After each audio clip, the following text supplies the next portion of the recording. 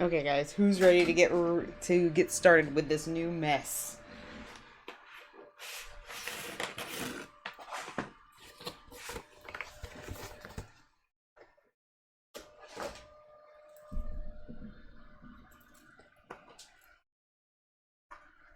And good afternoon and well met and trying to figure out how to I got a new what's it called? Violent stabbings. It might be violent stabbings. My day, Scrapper, has been okay. I accidentally slept too late, but that's alright, and I have to finish this so I can rush and get my spouse. But how are you all doing today? How is everyone?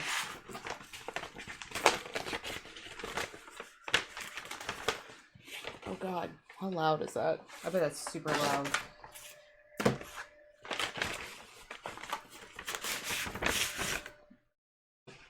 I think I opened this backwards. Oh well. Anyway. Either that or I put it back in backwards after I checked it.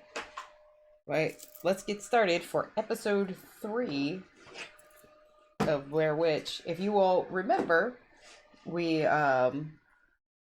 last time we found out the person Liam was talking to was, you know, it is a good play. Yeah! Do you like it? I'm trying the PNG tuber thing. So it's called a reactive image.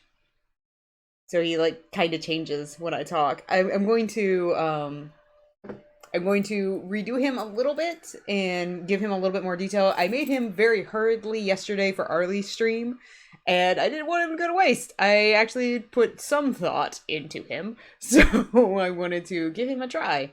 So I'm going to hopefully keep him. I would like to start doing the PNG tuber thing because I find it very interesting. So we'll redo him and make him a little bit more detailed and flashier. But for right now, he's fun.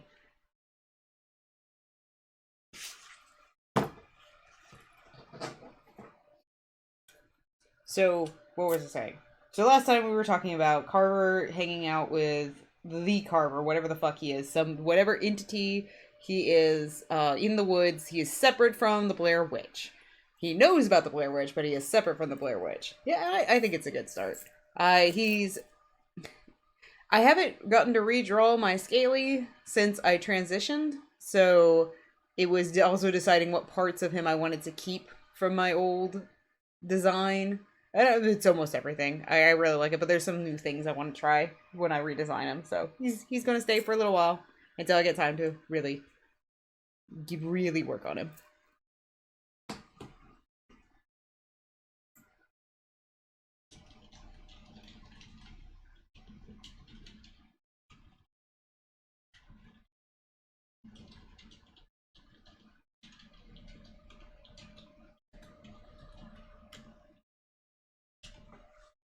But back to Blair Witch and figuring out more about where Liam is, and hopefully that he's not dead. I'm really hoping that he's not dead. I hope we find him, but that may not be the case because it's Blair Witch. I don't know. I've never done a Hunt a Killer, so I don't know how tragic they are. I would like to do Hunt a Killer. I still want to eventually do like a one-shot Hunt a Killer because they do have a few of those. So I would like to do some like specialty days with just a one-shot where we do a whole day of it. Also, I'm going to apologize now if you hear my fan. That is my CPU fan. I need to get a new one. There's just no way to sit like hide it right now.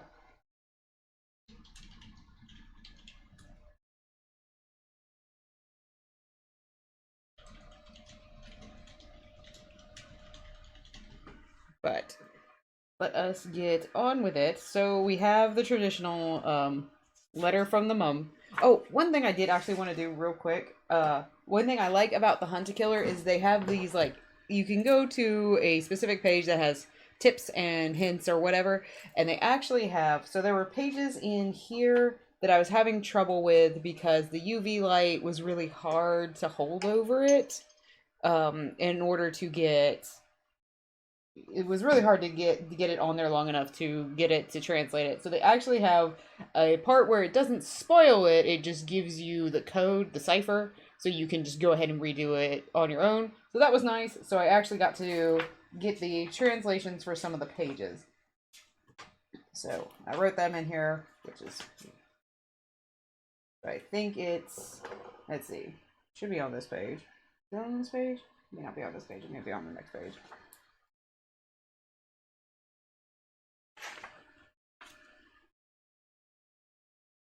Can I just not see it because I've got too much light in here? I made us not be able to see it because I've got too much light in here. But they basically,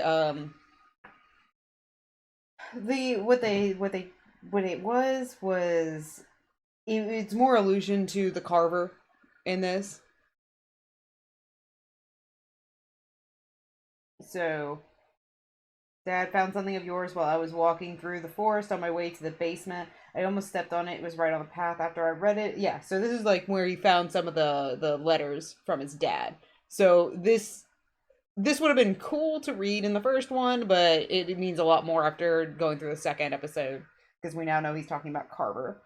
I haven't seen him again, but I found a few other notes in the woods. Okay, so I'm just going to read it through real quick, because I have the translations for all of what was in Liam's notebook.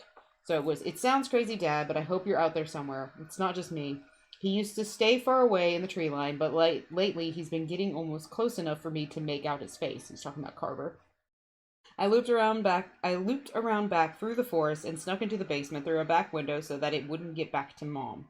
Dad found something of yours while I was walking through the forest on the way to the basement. I almost stepped on it. It was right on the path. After I read it, I looked up and he was right there. Before I could say or do anything, he just smiled and walked away. I have no idea how he found your note or how he knew to give it to me, but I'm glad he did. I haven't seen him again, but I've found a few other notes in the woods. It looks like he likes codes too. He told me what your last words were. He told me what your last thoughts were. I'm going back on Saturday, but I might not be home for a while. He made me a promise. We're all going to be together again soon. Wish me luck. Okay, so the backstory is the way this Hunt a Killer works is they pretend you, the person who bought it, is a detective. I was sent a letter by a personal, I would assume a personal. Oh, hey, Abs, hello. But okay, so this mother, her child went missing in Burkittsville. If you know, it's from Hey Rianchi. This is the Blair Witch movie that came out in the late 90s. So it's the same town as that. So it's Burkittsville. And her son went missing, and you were tasked with trying to find her son. And in the first box we got, we were tasked with seeing where her son was going to up until he disappeared, and that was up here in the Historical Society. He was in the basement. He was hanging out and he was reading notes. In the second episode, she tasked you with finding out. Aw, thank you. I appreciate it, GoBot.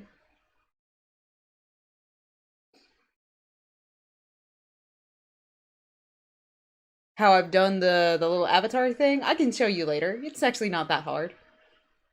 But I just really wanted to try it.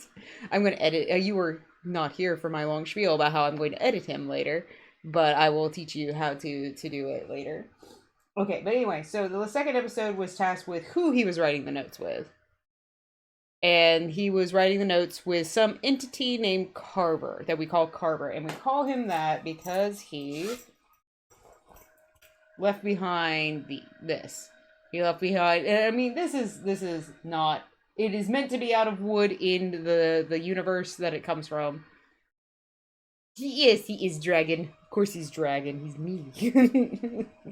But so he left this behind, and he also leaves ciphers. There's oh no, they're just long. I need to actually repaint them. They're terrible. We need to have a paint and nails day.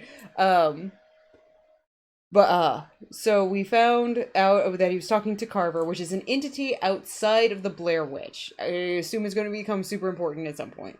They are super long. I need to cut them, actually, so I can be, spouse. Anyway, but yes, we need to do nail day.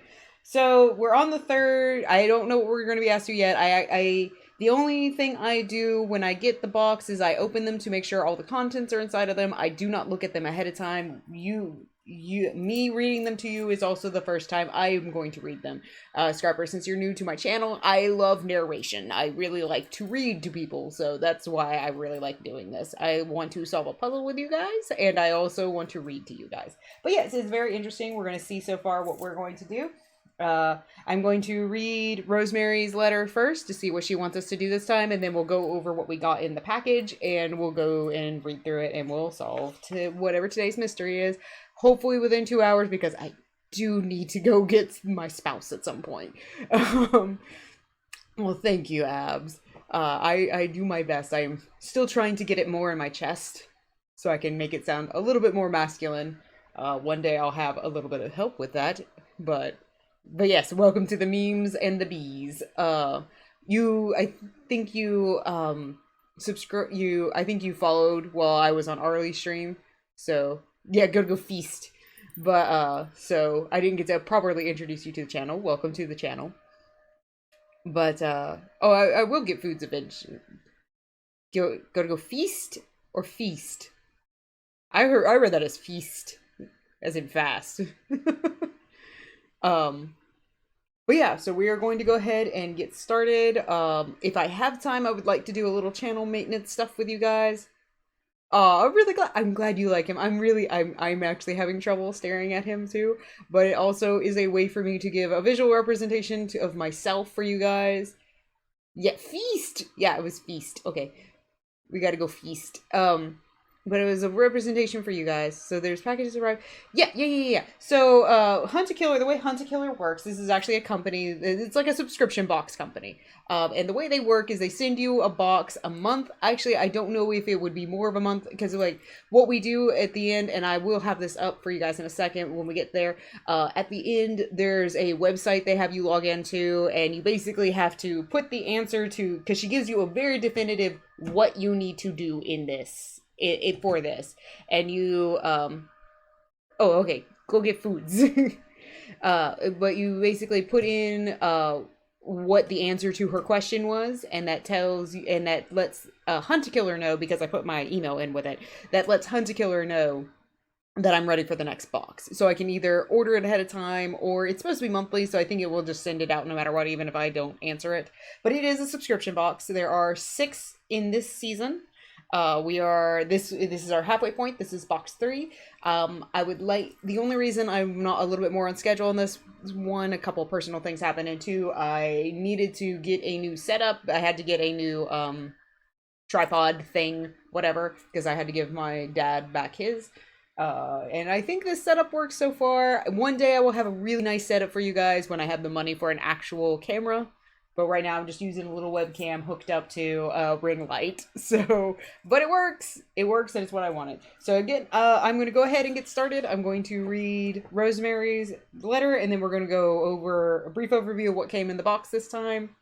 And then we will go from there and solve whatever she wants from us today. So, Detective, the tide is turning. The search parties have resumed, and I know I have you to thank. When Sheriff Lanning decided to end them a few months back, I told him he was wrong to stop looking, and now he's finally admitted that he made the wrong call. If we'd been searching for all of this time, I'm sure that we would have already found Liam by now. But I'm not going to allow myself to get wrapped up thinking about all that wasted time when there's this much work to do. Despite the setbacks and challenges, we're still making good progress. Great progress, actually. We found some more of Liam's things. I swear we'd searched by the old creek a dozen times already, but when I heard one of the volunteers shout, I went running over, and there they were. I recognized his handwriting immediately. He was there at some point. Looks like he was trying to hide some trouble he got into at school. That poor boy was going through so much, and I never even knew about half of it. There were other things we found sitting right alongside those papers of his that made no sense at all. Anthony recognized a book that went missing from the museum less than a week ago. How could that have possibly been with the rest of Liam's belongings? There was another thing we found out there too. Something I wish we hadn't. A message from Carver. It was addressed to me. In that note, he mentions taking something else, as if he hasn't already taken enough. There's no denying it's been taxing. And not just for me either. For For a lot of folks here in Burkittsville, this isn't their first search party, not by a long shot. Most people refuse to set foot into the forest, and the ones who are willing to head inside usually end up turning their own paranoia into a self-fulfilling prophecy. Take a look at the search party reports, and you'll see what I mean. People let their eyes play tricks on them out there. The blame for that doesn't rest entirely on them. The geography of this place is admittedly pretty confusing. HUD always used to say the force had a mind of its own, and I'm only now starting to really understand what he meant. It'd be foolish to expect the woods to say the same over time, but you'd think by now we'd have at least a few sections committed to memory. No, somehow it always feels like we're walking into the unknown. Tank has been a huge help, though. Even when we think we've searched a dead end, that dog is urging us forward, toward my son and the man who took him away from me. What Carver wrote to me makes my blood boil every time I so much as think about it. That arrogant son of a bitch thinks that he can tear my life away from me and rub it in my face. But maybe this is him becoming overly confident. From what I understand, criminals tend to do that just before they get caught. Maybe if we find out exactly what he's planning on doing next, we can get some sort of trap for him, or at least prevent whatever it is that he's going to try to do. If you're able to find out what it is that Carver wants, let me know using the tip line. The address is kentcase.com and the password is branches12. He's still out there. I can feel it. So gather the clues, continue the game. Yeah, yep, exactly. Gather the clues and continue the game.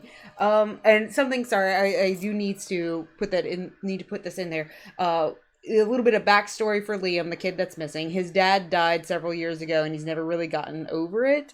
And he's been getting into a lot of trouble lately, like acting out, stuff like that. And that really just led up to, and that's one of the reasons why the sheriff didn't put much into him missing, is because he had behavioral problems. So they're like, oh, he's just a teenage runaway, and just, shit like that.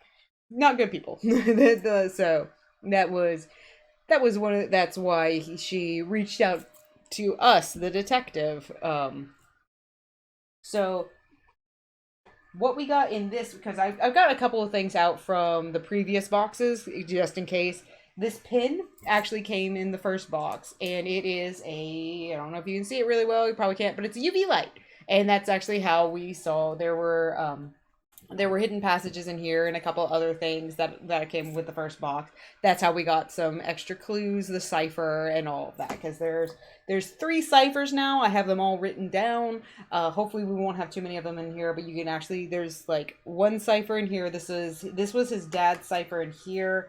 And then we had to spend time doing the long work to figure out the cipher from Carver, which I actually had an easier time reading than any of the other ciphers. And then the map came from the first box. And I just like to have the map out just in case. We didn't really need it last time, but I just like these are things I like having out. And the notebook, almost all of it is blank. They meant for you to write in it. They want you to write in it. So, in the second box was this nice little pencil pouch and the Carver symbol. The Carver symbol is actually how we got the cipher for the Carver cipher. Cypher, yeah, it was Cypher's the box, which I didn't really mind. I just apologize that it kind of made my stream dip a little bit in content because I had to sit there and do the cipher. But yeah, this little guy, the name on here is Liam, and that's what you had to use to start ciphering. I actually like it. The cipher part was kind of Gravity Falls.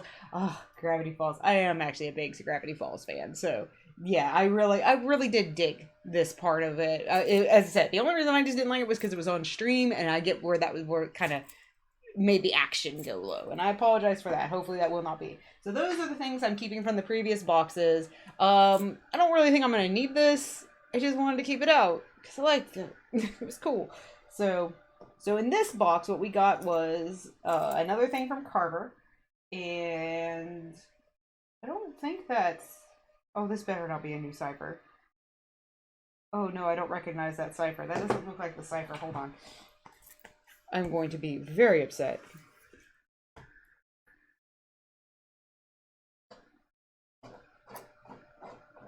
How am I supposed to orient this? This doesn't look like the ciphers I have. Oh, I'm so angry already. You weren't supposed to give me new ciphers. Damn it. Okay, so we might have a new cipher. We'll get that. So it was this thing that I'm assuming is from Carver. It looks like a cut part of like a coaster made out of a tree. Is thematic shows the pro. Yeah, it really does. I do like it. A bit of charcoal. It rubbed off on the top page. I don't know. Let me see if you can see that. As I said, one day I hope to have a better camera for you guys, but if you can see some of the rubbing that it came off, I wish they had. I wish this was the one that had the pencil bag, and it was in the pencil bag. Let's see. We got a report from the sheriff's office. I think it's about the expedition. We got another incident report from the history museum. Got a folder from the school. I actually really like the design of the mascot, the deer. I like stags.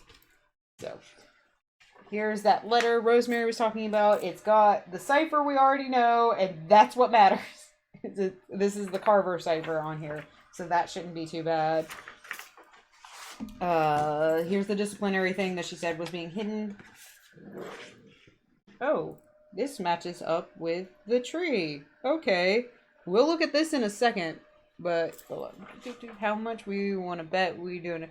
I'm waiting to do a charcoal rubbing, and I bet it's going to be on the wood thing. But here's a little. I'm going to guess this is from Liam. But this right here on the side was the second battle, and the song that plays when the battle starts is the rock version of the bit. Oh, that's a really good one.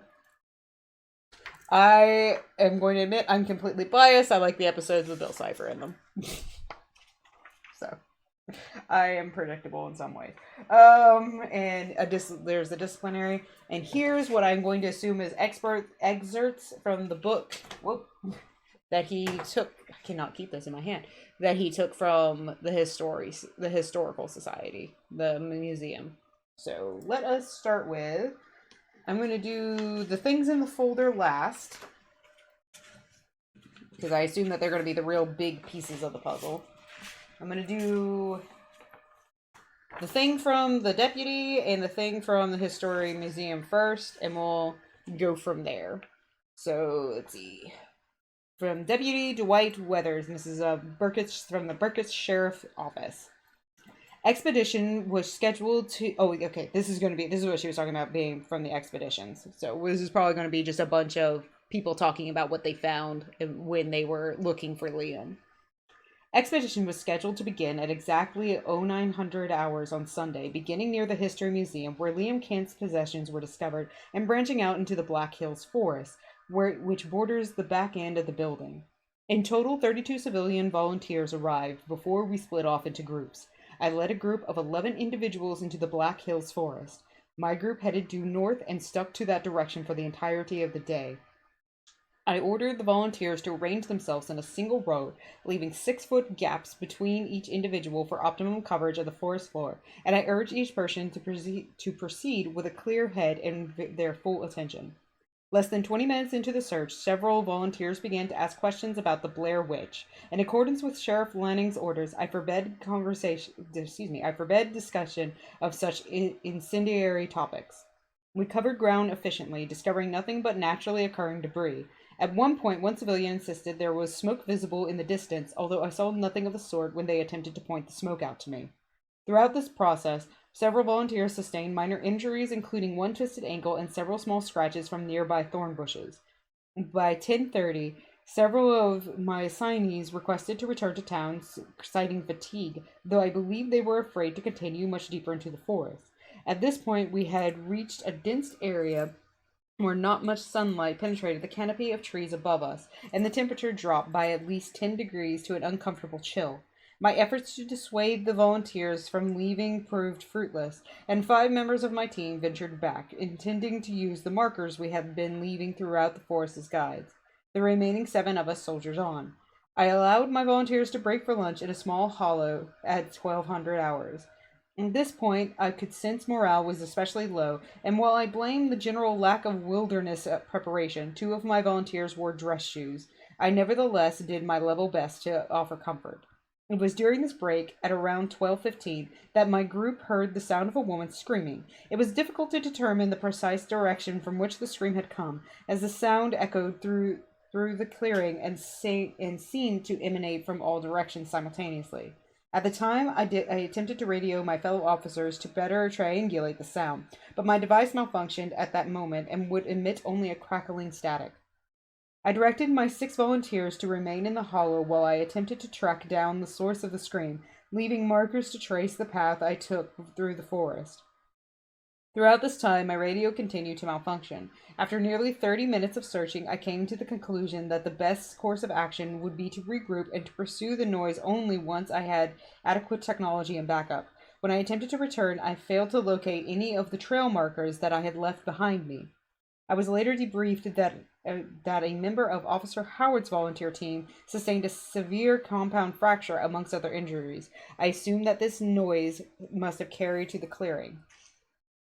It took me almost 3 hours to find my way back to the hollow and my 6 volunteers, who were in the middle of a screaming fight with one another about how to best proceed, had I abandoned them or if some terrible fate had befallen me.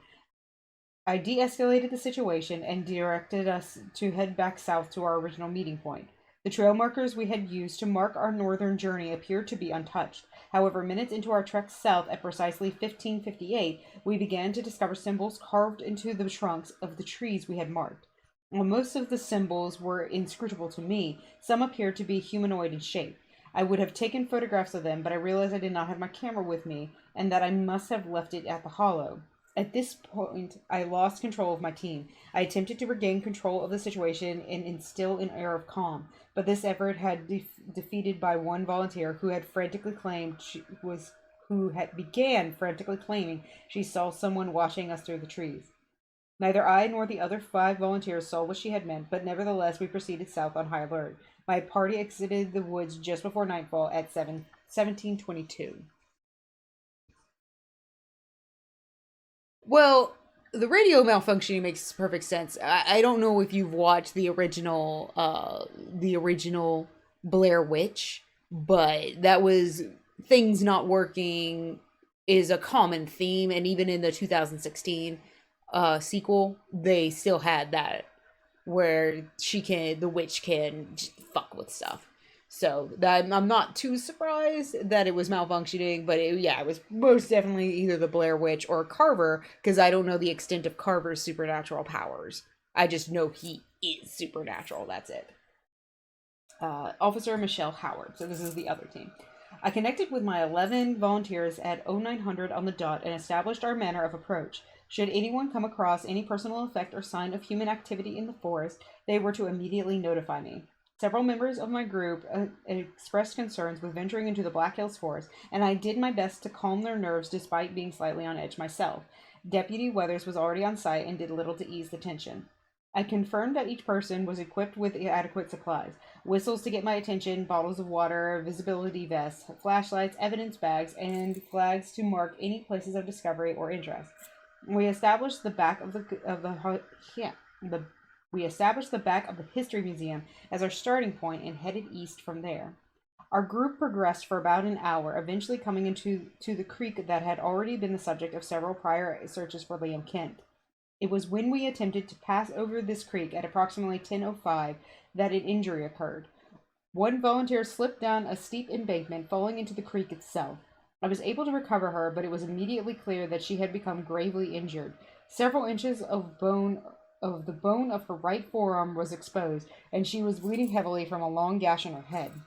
I dressed the volunteer's injuries as best I could with the medical supplies I had on hand and attempted to radio for medical backup, but my radio began to malfunction. Several of my volunteers attempted to call medical services from their phones, but none of them were able to get a signal that far into the forest. As I was reluctant to split up my group for fear of individuals becoming lost, I felt there was no option but to attempt to escort the volunteer back to our meeting point on foot and contact medical services from the radio in my vehicle. The injured volunteer became groggy and unfocused at this point, mumbling nonsensical phrases under her breath. Myself and another volunteer carried her, doing our best to help her maintain consciousness. After walking back west for about half an hour, my group came across a small hollow. The injured volunteer expressed the desire to sit and rest for a time, and I obliged her. It was in this hollow that I discovered a camera, which I recognized as property of the sheriff's office. I realized that another group of volunteers must have left it behind accidentally. My group rested for about 20 minutes before pressing onward. After another 20 minutes of walking back toward our meeting point, I realized the sun appeared to be near setting, even though it was not yet 1200 according to my clock. The injured volunteer began to groan and talk about becoming condemned to the forest. I urged my group to push onward. After another 10 minutes, we emerged from the forest back at our original meeting point at the History Museum, running into Deputy Weathers' group. I was finally able to radio medical services. The display on my watch was 1724. Okay. Yes, Gravity Falls is a much later jam. And welcome back, Abs. I need to binge it again. We bought the Blu-ray special edition. I don't even think we opened it to watch it. Yeah. The fandom was okay, depending on which part you were in. Gravity Falls is really good. Okay, so yeah, watch Gravity Falls when you get a chance. Okay, so one thing to really remember, and again, this goes back into the original. This goes back into the original Blair Witch is she can fuck with time. That's a really big thing because if you notice, when did she say that scream was? Okay, so the injury was approximately at 10:05 for her. Let's see. 12:15 was when they heard. Okay, so we need to watch. All I'm hearing is we need to watch Gravity Falls. We'll make that a server thing.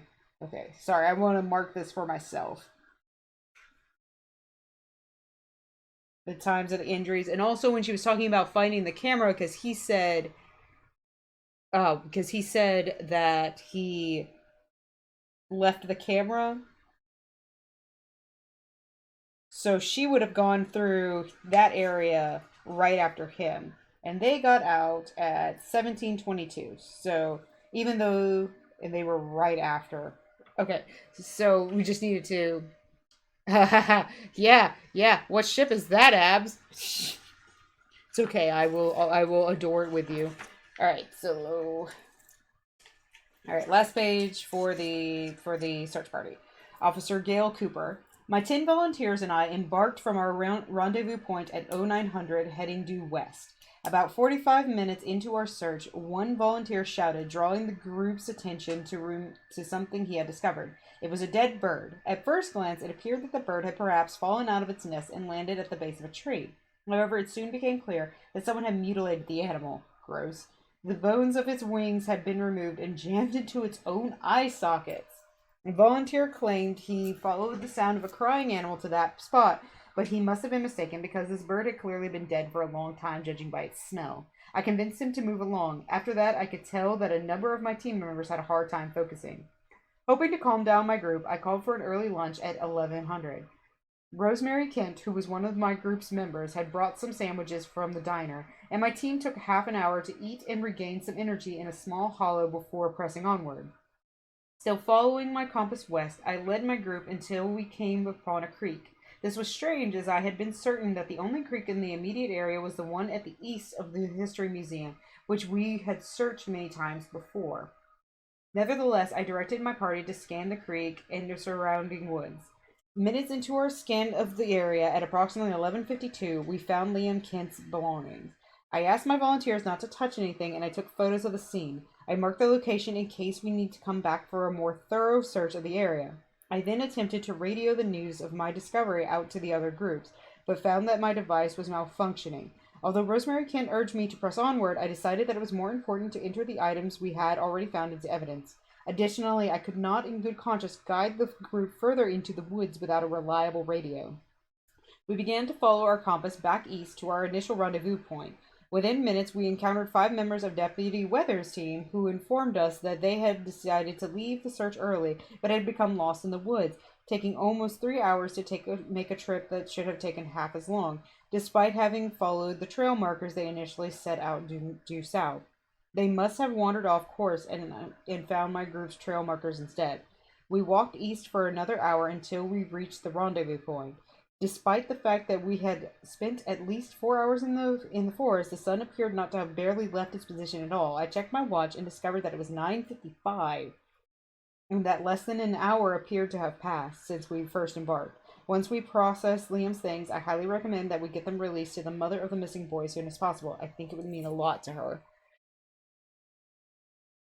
Oh, oh yeah, yeah. Yeah. Go ahead and join. Sorry. The reason I don't have the Discord as a command has to do with something that happened a little while ago. I might feel a little get less gun shy in the future. I just do not. I have it as more of a my mods get to feel out if people seem like decent enough to join the server. It just has to do with something that happened. It's nothing against anybody. It's a I just don't want a repeat of the thing. So what we're getting from this is awesome. That's great, Scrapper. We're happy to have you. So what we're getting from this is that the group that went up north, half of them came back and got super lost and took hours to. Yeah, you do. It is a safeguard, and I appreciate it.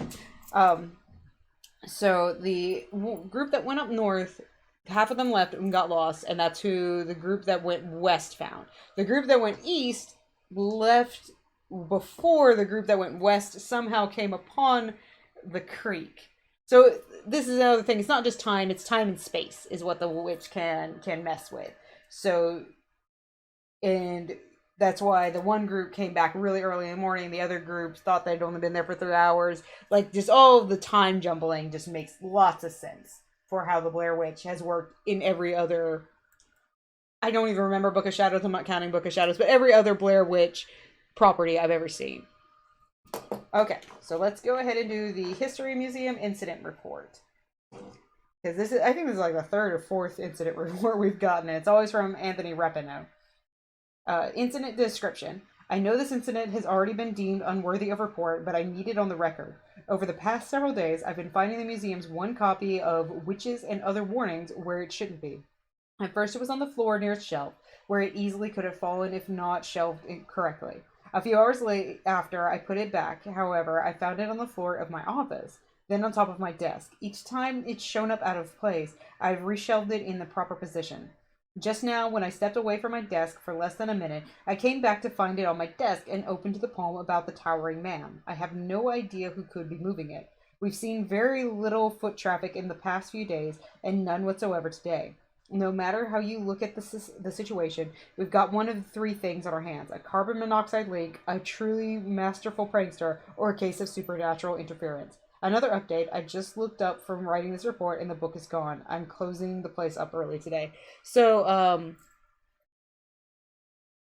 oh, it was a troll who was very transphobic. It was just one troll, but it was because they were just very transphobic, and it was how they got in, because they came in impersonating a good person. Like, they even put in wholesome stuff at the beginning to make themselves look good, because I try to run a halfway wholesome server, and then they turned into a troll, and they were just really super rude and trying to make me prove I was a guy and misgendering me a whole lot. So it was just it was just not a fun time. Just not a fun time. And the Anthony Repino guy, the guy from the History Museum, by the way, he clearly believes in the Blair Witch, and he has been doing a lot of reports. So we're going to see his name more than once. So here is I like how they do the I'm going to assume, like, yeah, it was a bad time for these little excerpts, because they had he is right. For how because they did this in another one, and it's like, this is just an excerpt of this book, like what he would be diegetically. It really pissed us. It pissed us off too. So that's the reason I'm just a little gun shy. That's it. That's why, as I said, my mods fill out people, and if you feel good, we'll put you in. But I've also got mods in my server, so yeah. So, but I do like how they just have little excerpts from the book. Like, clearly this is not meant to be the entire book. Or maybe it is, because it's edited by Anthony Repino. Ooh. Of Witches and Other Warnings, History of Local Monsters and Mysteries. And of course, that first page there has the Blair Witch on it. Sorry, I'm trying to learn.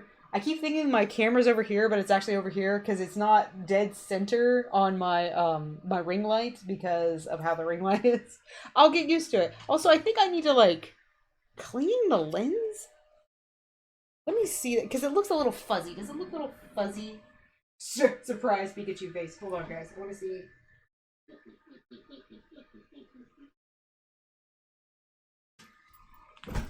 I think that actually helped a little bit. It looks a little less fuzzy now. It was a gentle fuzz, and the gentle fuzz is gone. So yeah, I must have touched the. Thank you. And I mean that's what it is, and and of course I do too, being a trans man.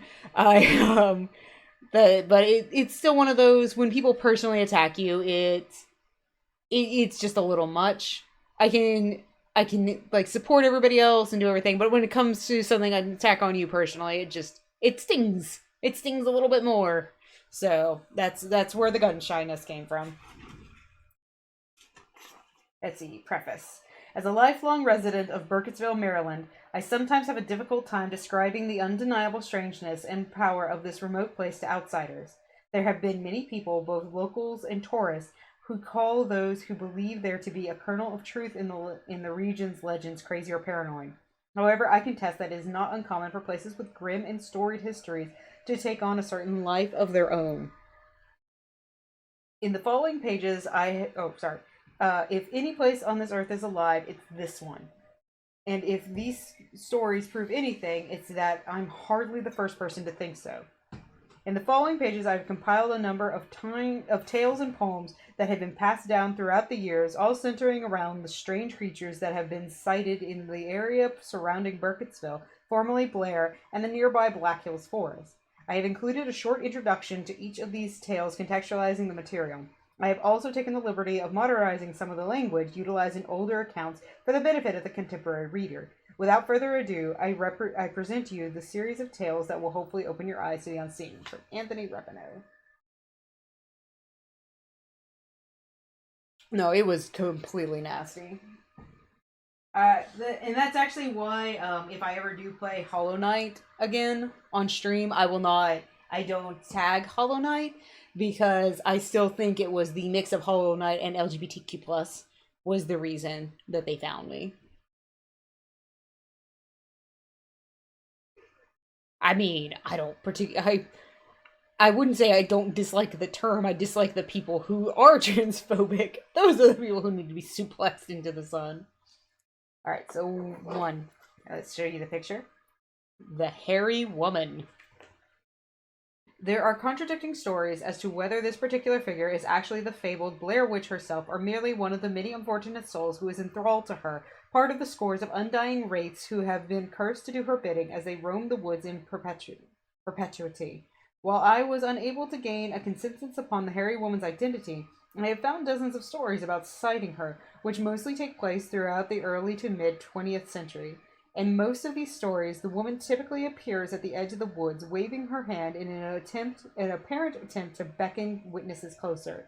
She often stays at a distance close enough for people to spot the hairy covering her body, but far enough away that they cannot discern the features of her face.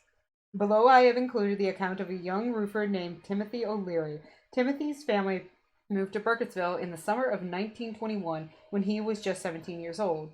Within months, he had taken up carpentry and other handiwork along his older brother Peter. This account was originally related to his granddaughter and transcribed in 1973. I saw the hairy woman. This was the summer of 1924 when my brother Peter and I were working on renovating the church. You see, the pastor had recently died, and the poor man had gone a bit odd in the head in his final years and had let the place fall into total disrepair. His replacement hired us to do all kinds of work, rebuilding rotten pews, wiping grime off the stained glass. The woods themselves had even started to grow over the cemetery, although that was mighty quick for a wood to grow, so the majority of our time was actually spent cutting down trees whose roots had started to climb over the cemetery fence and encircle the headstones. We prioritized the roof, though seeing as the damn thing was full of holes. I remember it was a particularly hot day, but we were determined to finish as much of the roof as we could before the sun set. Toward the end of the day, I noticed a figure on the ground below us, and to be honest, I thought it was our mother coming to offer us a pitcher of lemonade. I looked down on her, but she didn't look like anyone I knew. I couldn't see her face because she was under this dark veil. I turned to my brother to ask if he recognized her, but when he looked, he didn't see anyone down there. When I looked again, neither did I. At first, I thought nothing of it. I certainly didn't put much stock in any of the stories of witchcraft I'd heard. So I went back to work, bent over the hole in the roof, but soon an eerie feeling came over me. I felt a prickling at the back of my neck. I looked, and there in the bell tower, right where the bell should have been, was the hairy woman. I didn't scream because my breath was caught in my lungs. The hairy woman was right there, less than 10 feet from me, and I could see that she looked like the story said. She was covered entirely in fur. But not like the fur of a dog, it was more short and thick, like a horse's coat. Her dress was entirely black, and she wore a veil that covered her face. The hairy woman's feet did not touch the roof, or the shelf, or any part of the bell tower. She hung in midair and lifted her hand out to me as if she expected me to take it. It was only then that I screamed. I turned to run, but slipped, having forgotten my position on the canted roof. Thank the Lord for Peter, because he reached out a hand and caught me. If it weren't for him, I would have fallen directly into the wrought iron fence that wrapped around the cemetery.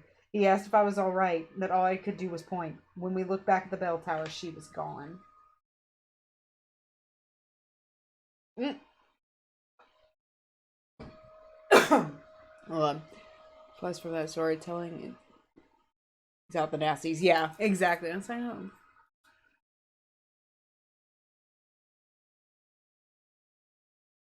I have no idea what that game is. Is it making you gentle, uncomfy? The story is supposed to make you gentle, uncomfy. That's the whole point. That is the whole point of Blair Witch. We still need to watch that movie with you because you guys haven't seen it. Okay. 2 is a towering man, and I'm going to guess this is Carver. But it's okay that it's a gentle. The whole point of horror is you are in a safe place to do it. That's the whole point of horror. I could go on about why I like horror so much. But 2, the towering man. The story of the Towering Man stretches back to at least the 1940s, and perhaps even beyond that, and has appeared in several formats. Tales of the Towering Man commonly describe a ghastly figure lurking in the Black Hills forest. This figure is tall despite being hunched over, and possesses long limbs. Occasionally he is described as having a beard that is either full of broken twigs or made of twigs, and having skin made of tree bark. Many tales describe him as the ghost of an executed child killer. Locally born artist Dolores Dahl Davenport's interpretation of the Towering Man. This particular tale of the Towering Man was a rhyme that gained traction with local school children from the late 50s and continued to circulate until the early 80s, and was recollected. I know I'm not pronouncing that right, but apparently doesn't want to pronounce right to me by lifelong Burkittsville resident Harriet Gillard. Beware, beware the towering man, for lure and catch and kill he can. He lurks so deep within the wood, you'll have no worries if you're good. But if you venture far from home, if deep into the woods you roam, you'll see what seems a moving tree coming toward you, that is he. And children naughty, glum, or mean, in their demeanor he is king. He draws them in with clever tricks, then snaps their necks like brittle sticks. Just keep your eyes upon the path, unless you want to test his wrath. For stuffing children in a sack, the man was stretched upon the rack. His final words he yelled so loud, I hope my deeds have made her proud.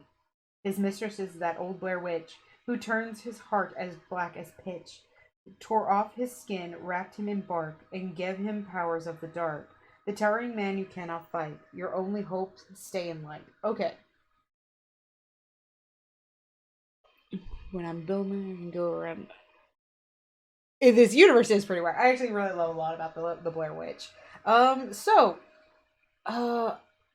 trying to remember exactly because I need to rewatch the first movie.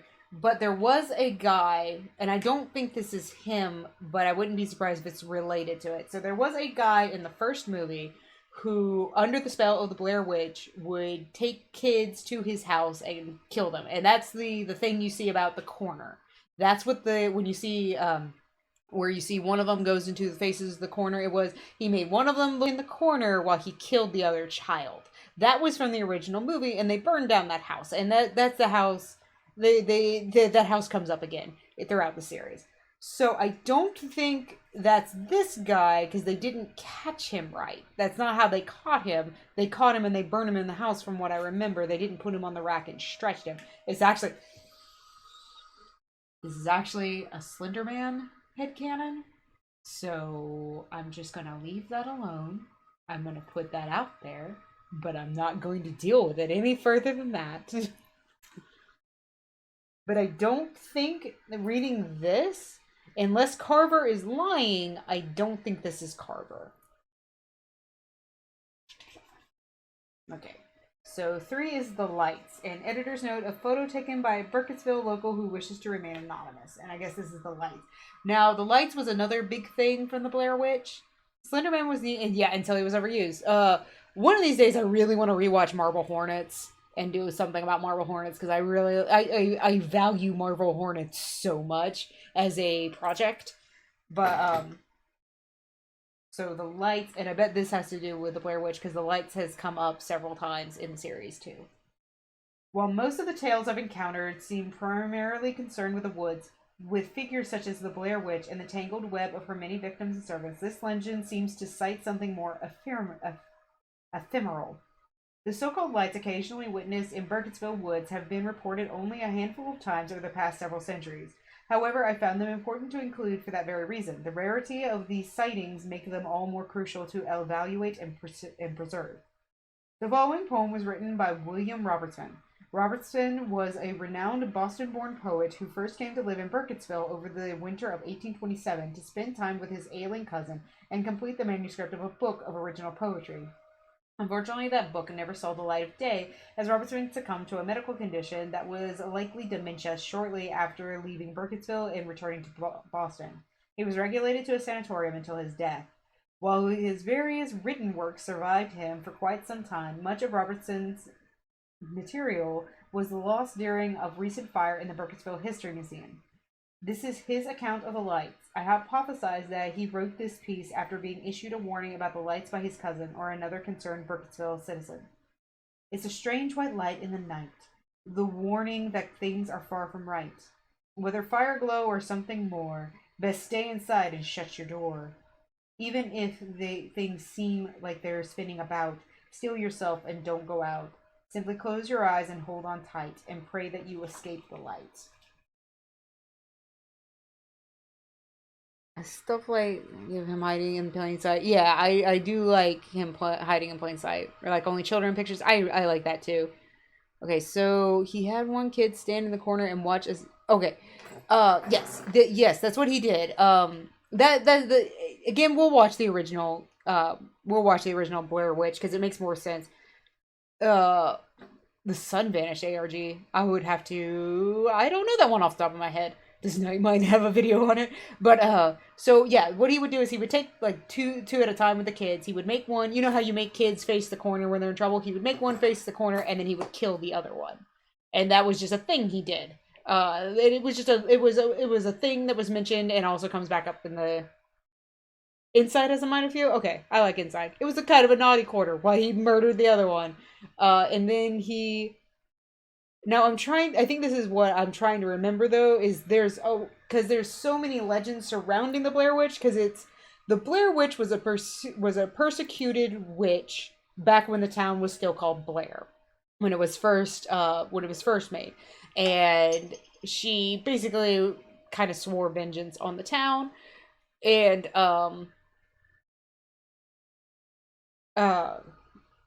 when she started possessing people after that. So there's all these different things, and I can't remember. This is why I need to rewatch the first movie. There's also a thing where a bunch of kids got killed and were put on Coffin Rock in a circle, and I can't remember if that's the same guy that did the corner thing. So I think it was a different person. She possesses a lot of people. That's a recurring trope. So, all right. So the pale thing. That's picture for the pale thing. And Giovanni Rapinoe. So I'm going to assume this is Anthony's dad. Was the second Blair? Okay, so we ignore Book of Shadows. Book of Shadows. I saw it in theaters, and it's one of those. It was a cash grab movie, so it's not very related, and nobody considers it canon. I liked the 2016 movie. It was an actual sequel. I had some problems with it, but otherwise I really liked it. So we will not watch Book of Shadows. I might watch Book of Shadows on my own. Just oh, I hit it with my foot. Does that mean I can adjust it with my foot? Yeah, it does mean I can adjust it with my foot. Okay, let me read this one last thing. I now come to one of Burkittsville's most enigmatic figures. It is known by many names, although perhaps the most common of these is the Pale Thing. This particular recollection of the Pale Thing is particularly close to my heart as it comes from none other than a family member of mine. Giovanni Repino moved to Maryland to work at a local sawmill shortly after he immigrated to the United States in 1949, and would often regale me with tales of the strange and unusual sights he saw while spending his days working in the Black Hills Forest. My grandfather, okay, it was his grandfather. My grandfather remains alive to this day, but has since moved on from Maryland to a retirement community in Miami. I had him mail me a written recollection of his encounter, as email sometimes proves too difficult for him to handle, and have transcribed his account here. I leave you with his tale, which has always fascinated me the most out of any of my grandfather's stories due to the cryptic nature of the message that he received from none other than the Pale Thing itself. It was night time, like it is many stories about the Pale Thing. I had stepped outside for a bit of fresh air before I turned in for the night. That was when I glimpsed a figure that has haunted my dreams ever since. It was off in the distance, but I could see it in the dark due to its near luminescent coloring. It was bright white, maggot white, wearing no clothes and doing exactly what the story said it would, dashing silently through the grass. It was coming from town, headed in the direction of the woods, with what I thought the fervor of an animal pursuing its prey. Long, loping strides drew it away from Burkittsville, but it slowed just before it reached the end of the woods. The figure turned to look at me, and even at the distance, I could clearly see it had no facial features to speak of. I could see nothing but a smooth canvas of skin, putrid and pale, where its face should have been. And then, without a mouth, it spoke a single phrase to me, one it should have been impossible to hear at such a distance, and yet I heard it. I heard it as if the words were whispered right into my ear, as if that pale thing was standing right behind me. I flinched and turned around, but of course there was nothing behind me. And when I looked back to the woods, the pale thing was gone, but I will never forget that shape, and I will never forget what it whispered to me. We're not finished yet. Saw blade accident. Oh, no, actually, give me 1 second. I want to look at something. But Liam's father died by a tree accident because he was a carpenter and he used to cut down his own trees. So that's why the woods kind of means something. And I wanted to turn off the light for just a second. My overhead light, because I wanted to use the UV light on it real quick and make sure we aren't missing anything.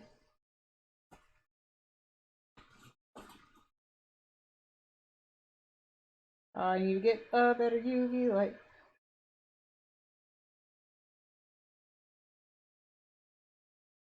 Ooh, okay. Hey guys, I will actually be right back. Give me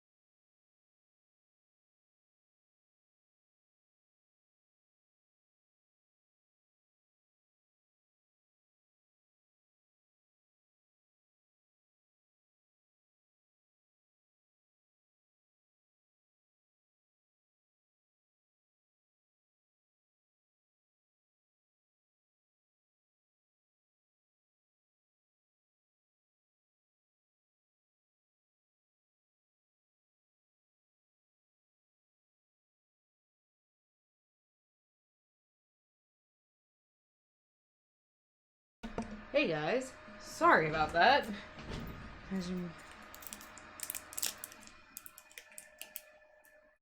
Okay, so that would be hilarious, Scrapper.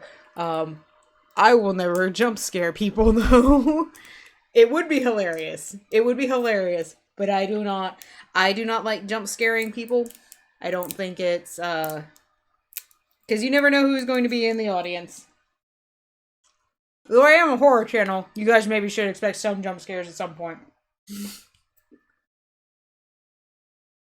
It really is. I actually really enjoy it. I enjoy a lot about Blair Witch. Okay. Whew. I do torment everybody in different ways. I love tormenting people. You can ask everybody, I'm a big old bully. Okay. Okay. Should we go down? But, alright. So, oh, let me go through and...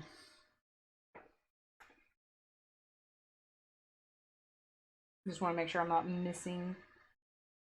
I'm doing this over. I didn't even say I wanted. I just like just was like set it down and give it to her, and then just walked out of the room and closed the door behind me because I'm an asshole. That's how I show my affection. You can ask Cypress. Oh. What is that? Hold on, I found a I knew I would find something. This better not be a new cipher. Why is it listed like this? It looks backwards. Hold on. Yep, I found a thing. I lost it because you never curse. It's still like one of my favorite memories. You calling me an asshole. Okay, I found one. Let me make sure I didn't miss another. And the cool thing about this pen... Gears? Okay, don't tell me how to torment you. I will keep that in mind.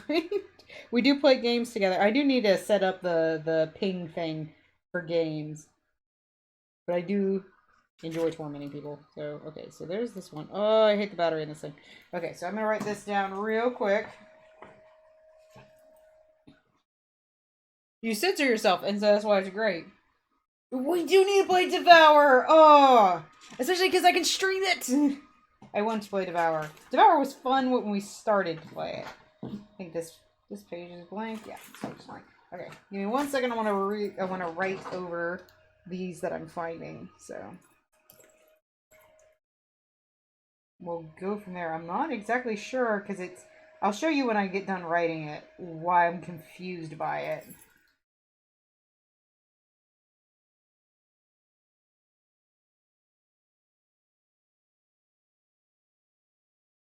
Because this doesn't look like a cipher. And then I dropped a pin! You are baby. You're not bad at games, you're just baby. It's fine. And it's eventually I need to start I want to start a Minecraft server. I can play the Bedrock now, so we should really look into that too. We really need to make a day of us playing some of your maps, Abs.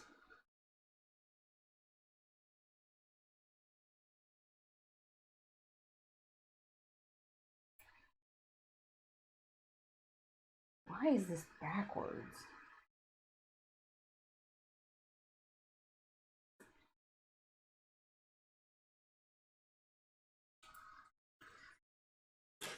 Yep. So many maps, yes. Oh, it is looking like Tetris. This is why I'm confused by it. Okay, so far there's only two.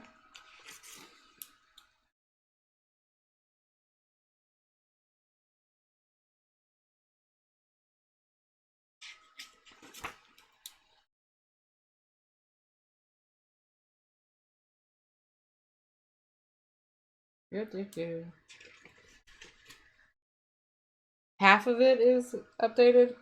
I knew that was. Oh, oh, oh! I found another one. Ooh. Oh, I can see this one as well.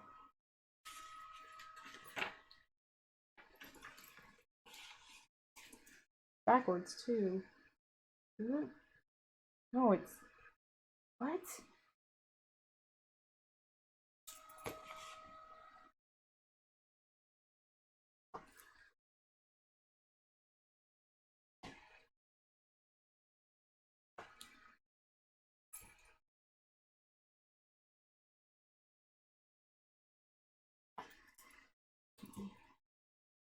Mm,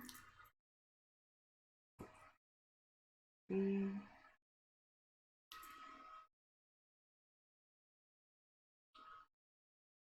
Okay, I think it's supposed to be a J.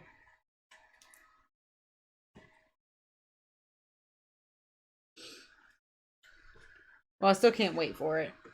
Tetris theme. I mean, that's kind of what it is. Got a creeping thing coming up with it. Okay, so it looks like it's just these three. Let me show you what it looks like. What can I get? So some of them were actually backwards and upside down. So that's why I'm a little confused what this is. I don't know. Let's read the other stuff from Carver and see. Let me read this first, and then I will do the translation thing. Because it's got the Carver cipher, so I've actually got that one written down. Let's see.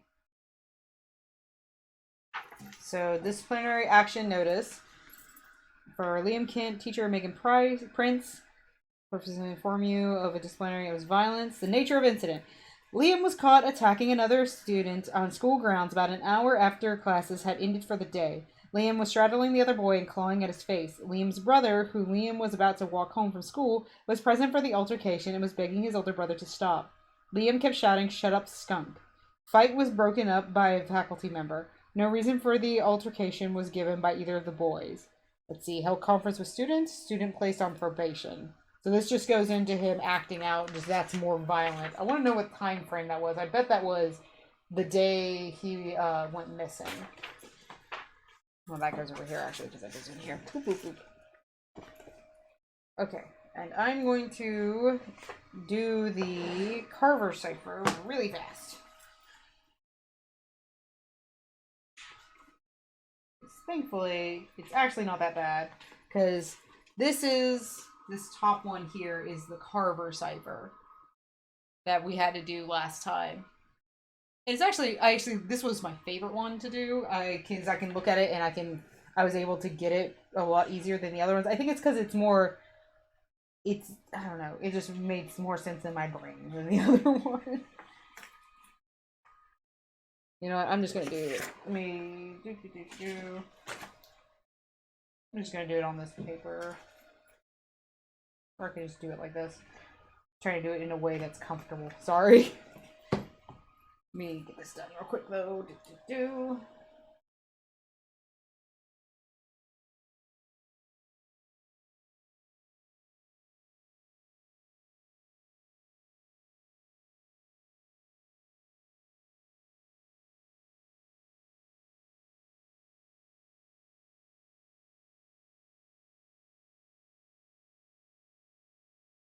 Four.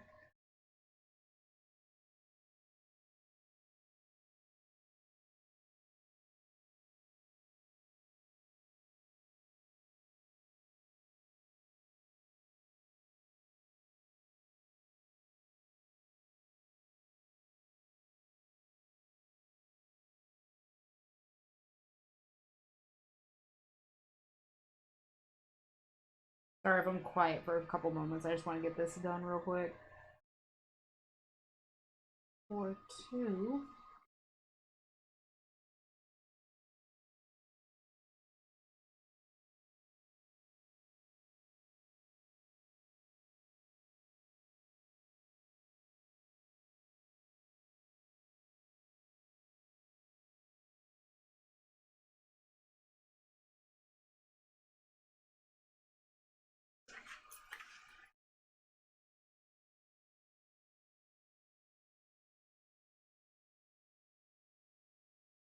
Why is this?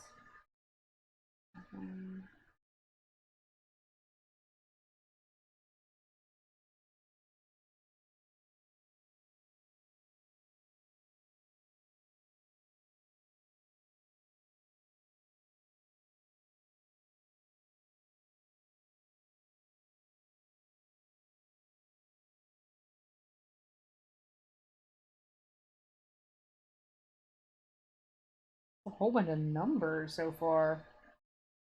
14.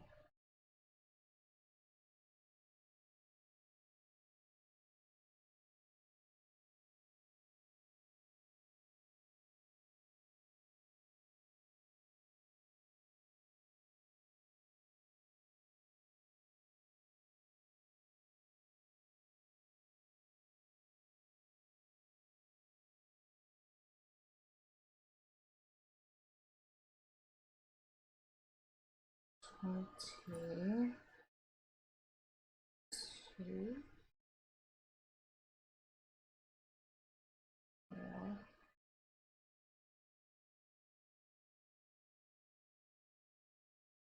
7. Why is this fucking numbers?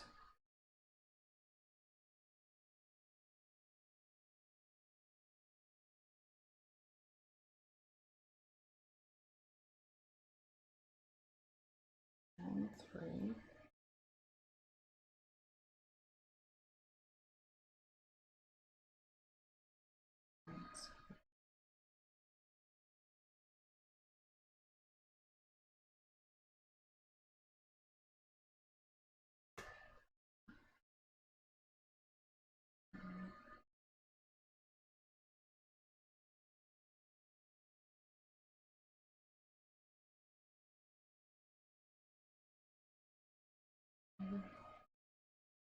Two.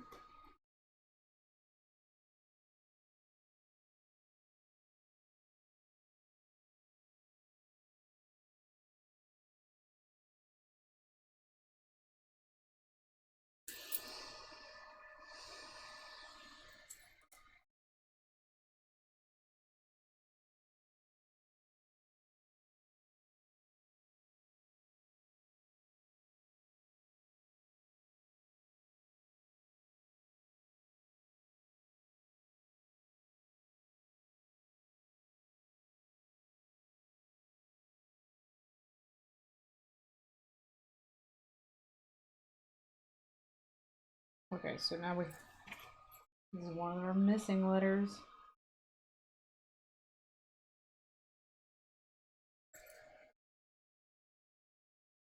I'm almost done, guys. 8. 4.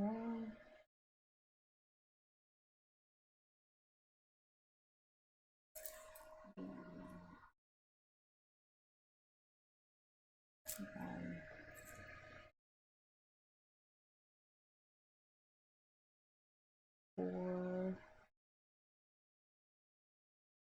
7. Okay. Sorry about that. Thank you. Damn boy, you like numbers cuz starts I mean, it isn't binary, that was the problem. There's actually very few binaries in it. Okay, so Rosemary, I know you've been dying to find me. I can feel you begging in your sleep. I watch you cry like a pathetic child when you think there's nobody around. Keep trying to find me. It's delicious to watch you stumble around the woods. You don't know it yet, but you're going to die oh so terribly, terribly alone. I will take what she asks for, and you cannot stop me. We are not finished yet. Okay, so Carver does work for the Blair Witch. So he lied to Liam. And then the numbers that are on the page are 41, 42, 75, 14, 5, 22, 4, 7, 3, 23, 4, 14, 3, 8, 6, 8, 4, 8, 1, 4, 7. Make sure there's nothing else on here. I don't think there would be on this page. And then there was I don't know if anyone's ever going to find this. If they do, I guess it might be on my body. But bodies go unrecovered in these woods all the time. My name is Liam. Please tell my mom and brother that I'm sorry. I thought I was going to bring us all back together, but I was wrong. He said he'd bring me to my dad, but all we've done for what feels like days is walk deeper into the forest. There aren't any birds or deer. There's only Carver. I can't remember the last time I ate, but I don't feel hungry. Empty, but not hungry. We've been walking in circles. I miss Mom. I miss my brother. I miss Tank. I don't like the way he looks at me, like he knows everything about me. Sometimes he laughs at nothing. Twice he's told me to keep it down, like he was listening to something I didn't say out loud. When I ask him about Dad, he laughs. Mostly he insists we're making progress, but that's insane. He's insane. We reached a clearing with a hollow stump in the middle, surrounded by carvings. He made a fire. I stay near it to stay warm, but I never look into the fire. I see terrible things when I look into it. We haven't moved from the spot in a long time. I don't know what we're waiting for, and he doesn't answer my questions. Sometimes he leaves for hours at a time. I never know he's back until I hear him breathing. Sticks don't break when he walks. He disappeared again. I'm going to make a run for it.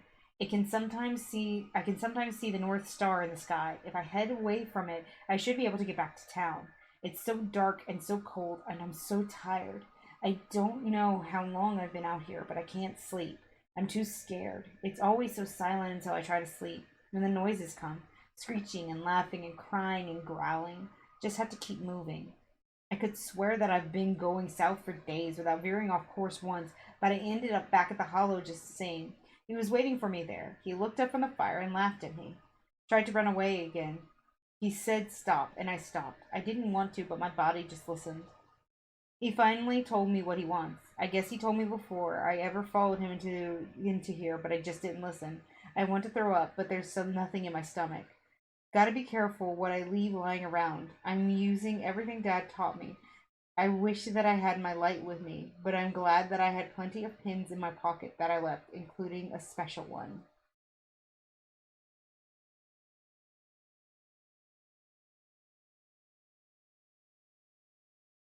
Oh, okay.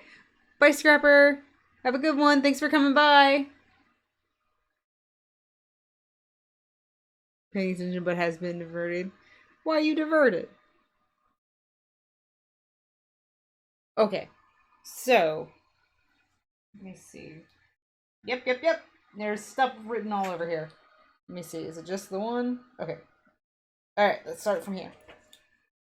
This is actually. Thank God this is not written in a fucking cipher. I want to go home. I want to go home. I want to go home. I want to go home. I want to go home. I want to go home. That's all it says on the front page, I guess. That's fair enough. Sure, there's nothing on the sides. Okay. Can't risk being found out. Going to pretend like I'm doodling and hope that you can find my folder. I'll make one last break for it and throw this as far into the woods as I can. Six will show what he wants if you know how to line it all up. If anyone finds this, Carver wants me to do something horrible and I don't know if I can resist. Please stop.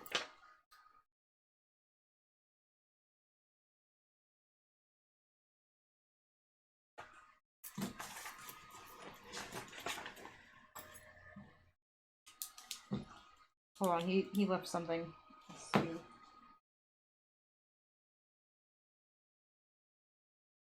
Okay. Well, ADHD does that. I assume he got. That was yeah. Okay, so six lines is up, but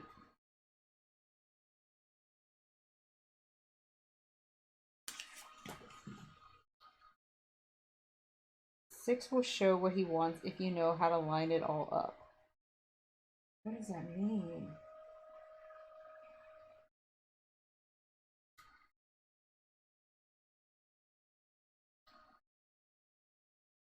There's not a six. What does that have to do with the numbers? Why would he use he wouldn't use the Carver cipher because this was written from Carver. Oh! Oh, okay, it's this. How do I line this up?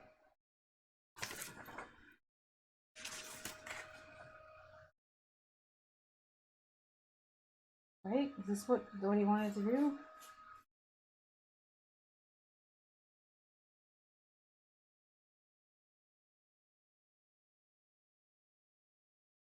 Okay, hold on.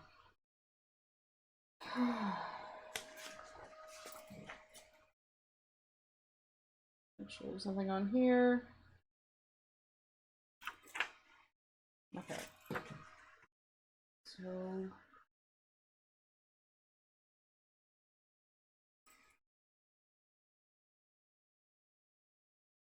how do I line this up? Some of it's backwards.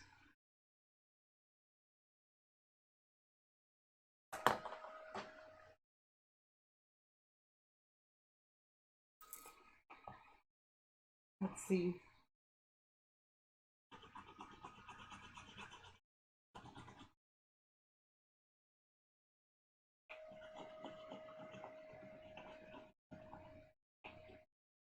I mean, it never really said what the charcoal was for.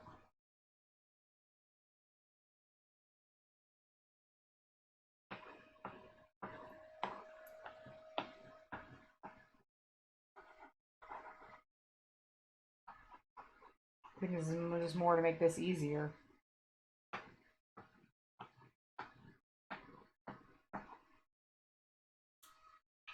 There's nothing on the back here.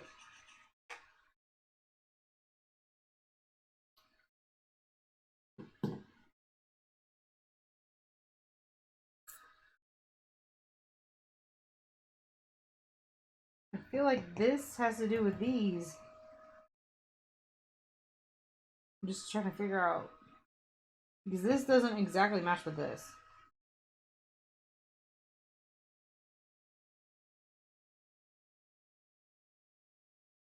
Right? This has to match. This has to be this, right?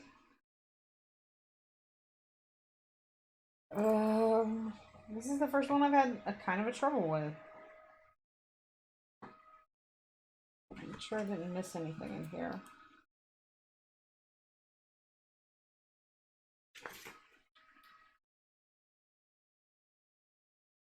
I feel like I just missed a step.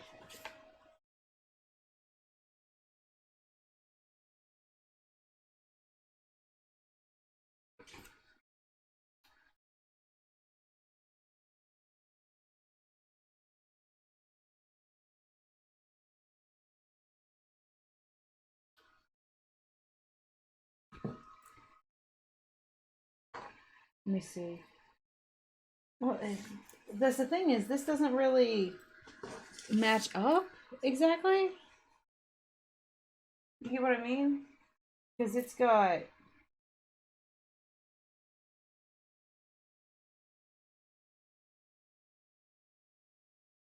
like I'm trying to figure out where you need to put what.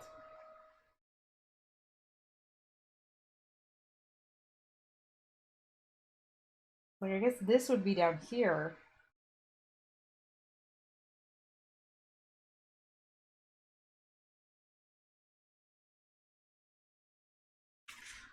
I have a pencil. I don't want to write.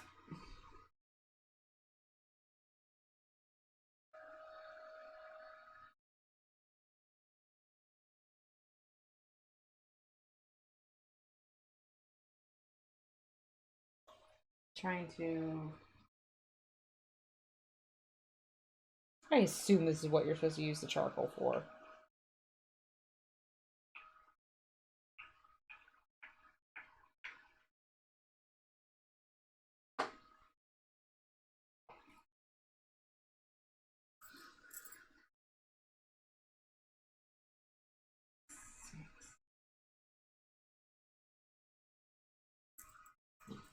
That's what it said, right? Ah. Some kind of funky crop. Yeah.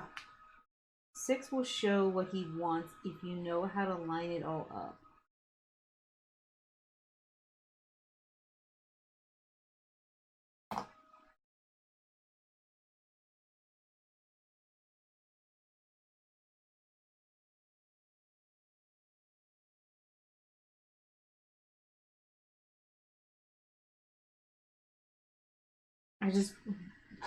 I guess I'm thrown off by the 6 thing because there's not an X anywhere in these.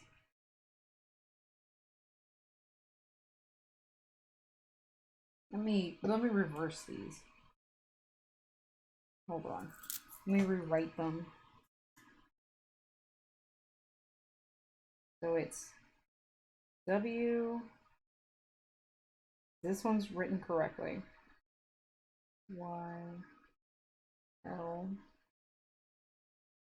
M. This one, if I flipped it, is I K T G T. SU was fine.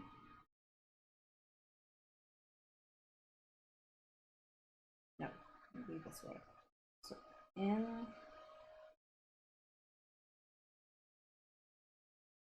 Oh, this one was upside down. Hold on. No, no, I don't see a de facto 6. That's what's confusing. Oh, I was hoping to be done. Okay,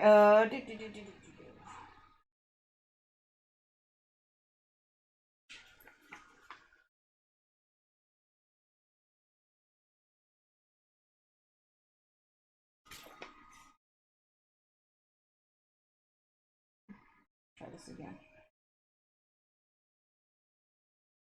N K A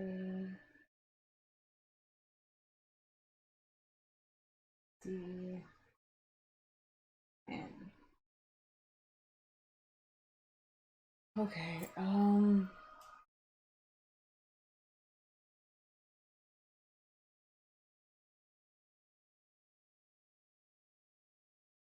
supposed to fit this together? This doesn't make sense. How would you fit it together? Oh my god.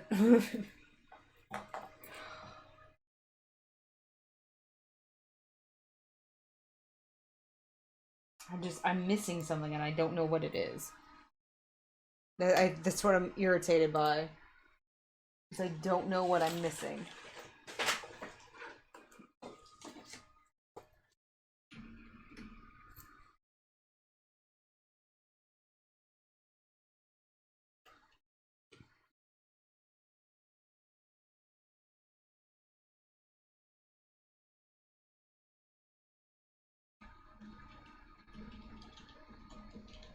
Only reason I'm feeling any sort of urgencies is just where I actually need it to be done soon, but I'm trying to think. I'm missing something about connecting it.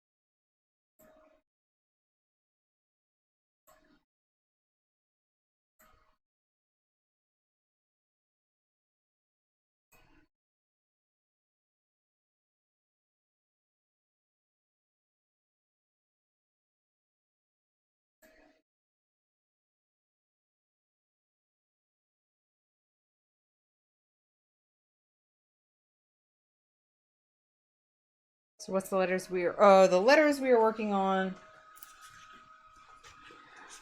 are these. They were in the book. They were in the witch's book.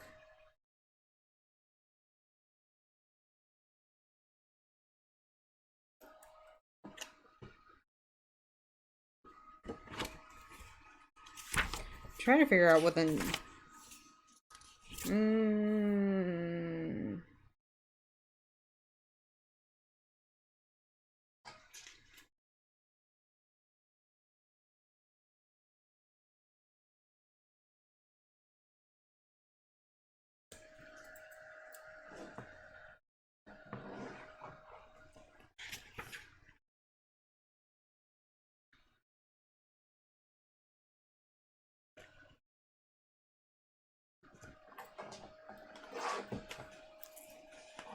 Hold on.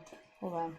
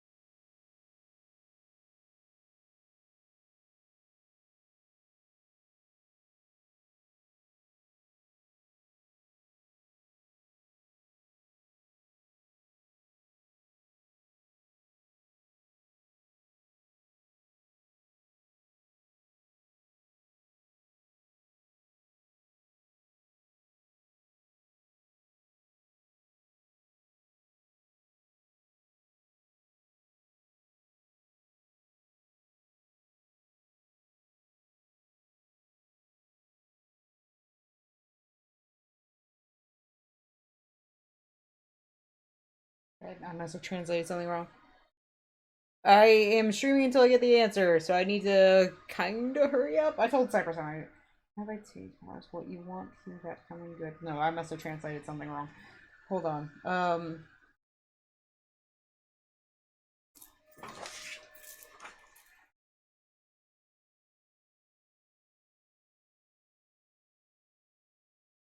That's 4-1. That's 4-2. 7-5. 14. 14-5.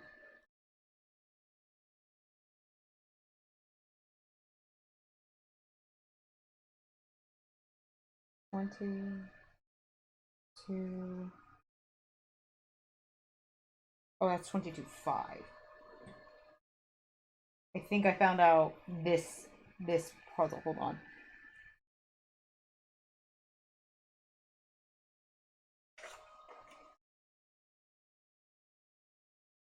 One, two, three, one.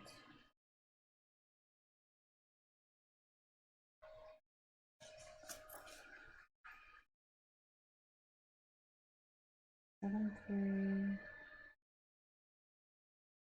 23, 4, 14, 3,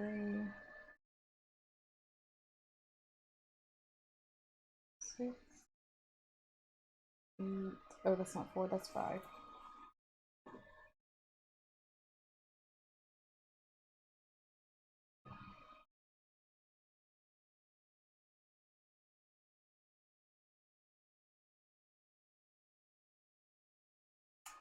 7? No, that's 5-7. Hold on, I've almost got this one.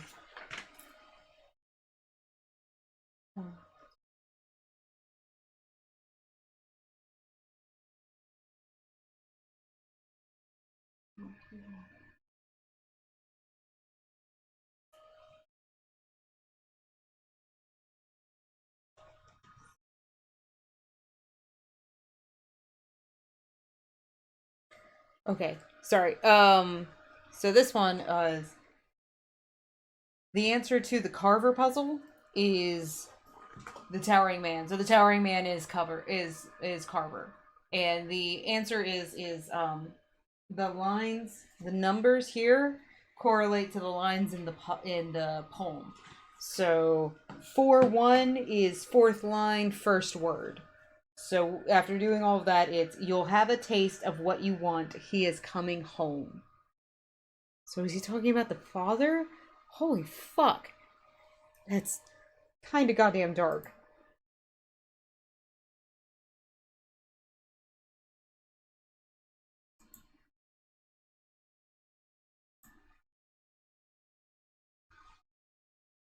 Okay, so everything, let's look at, because he said he was leaving stuff in the folder. So, where's you? Do you have stuff written on you?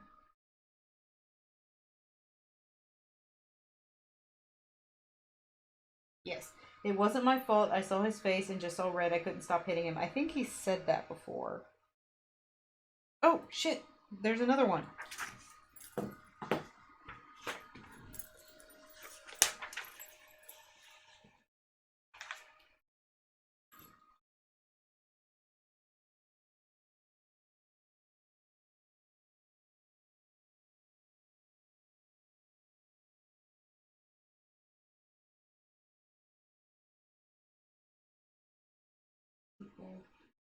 I think you are supposed to Tetris these together.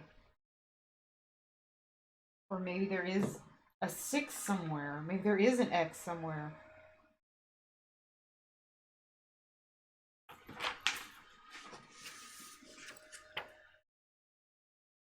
There's gotta be more.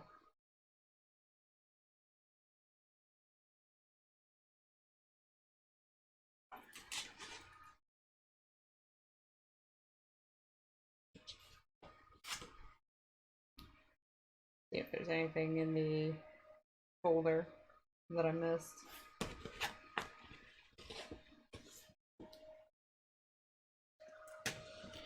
Okay.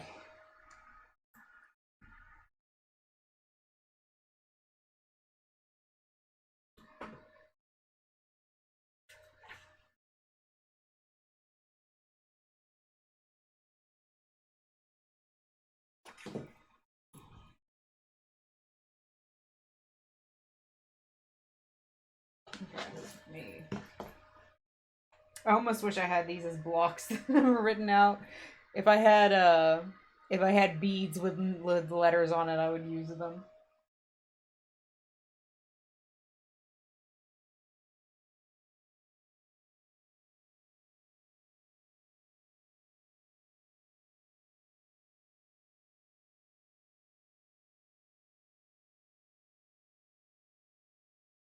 I think how.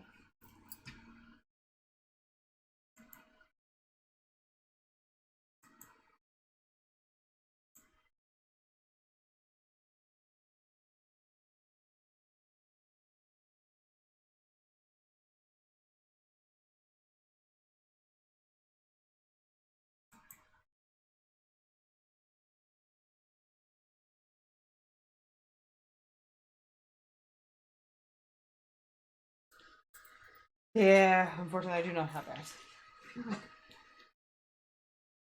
Did I miss something?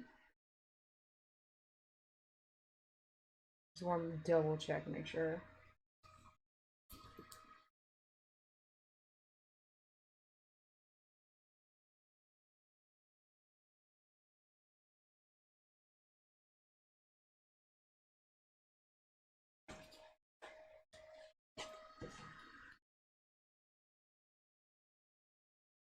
I know I'm supposed to put them in a grid together. Just finding out how.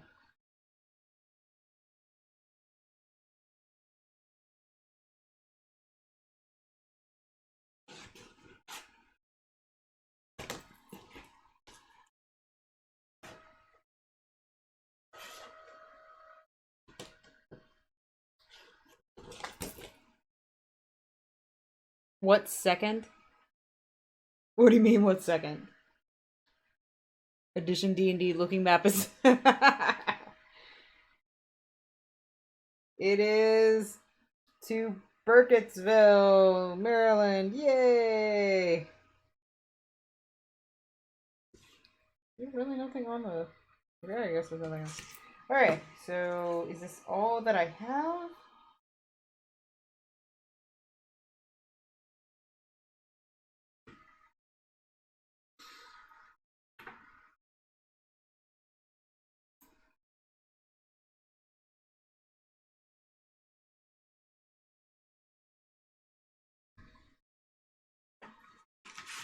Okay.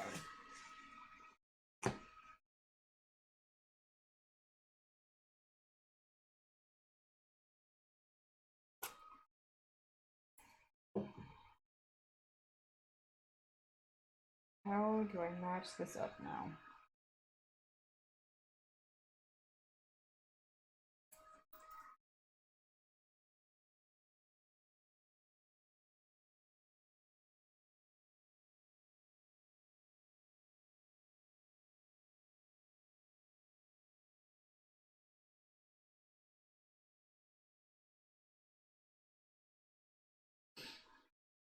Does the church have a secret passage? No, it's just the historical place that kind of does. Actually, I don't know. They might have built a new place in the church that did.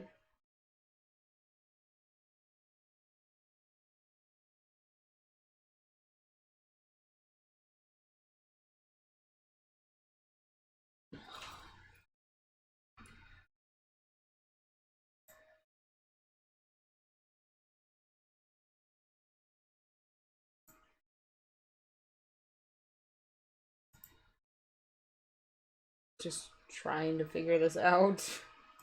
Uh...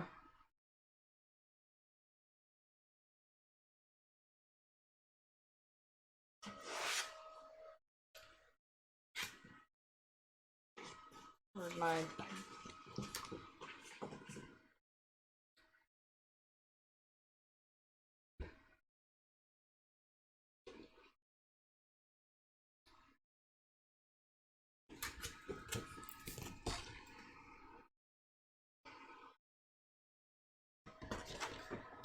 Something just struck me about the way he talked about his brother. It was super weird.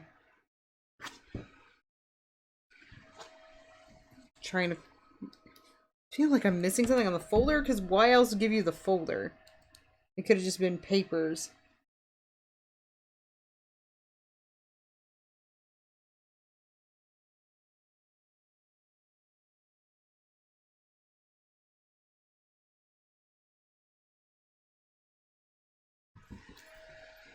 Am I missing something?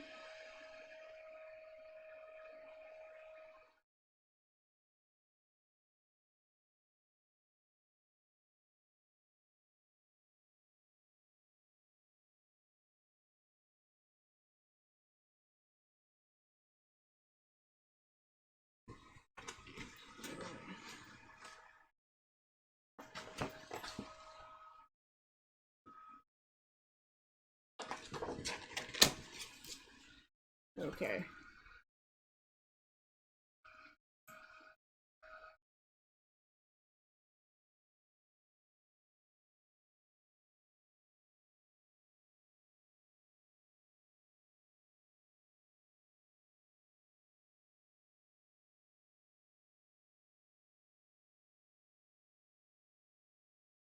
I think I found one more.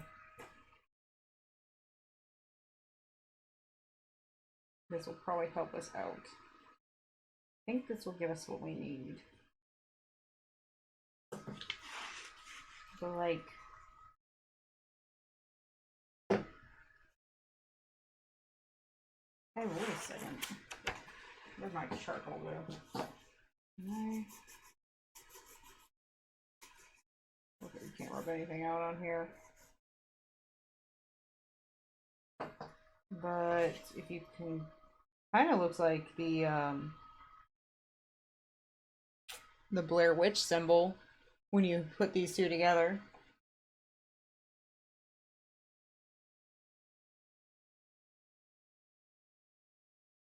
It's got the body of the Blair Witch. So it means it's more like that. Yeah. Yeah, okay. So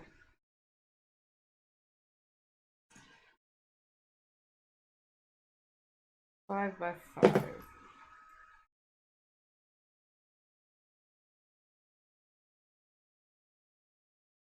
I feel so bad for Cypress. Whew. Hopefully I can...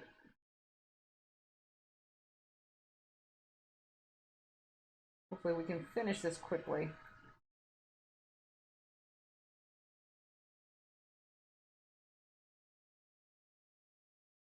This one was a little rougher. Maybe I shouldn't have bashed the ciphers so much.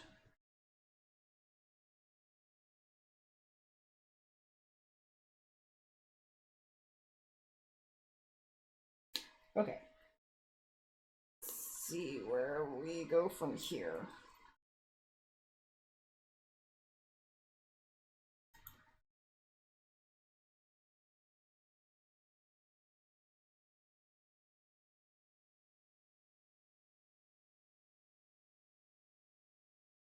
I think it's just Tetrising from here.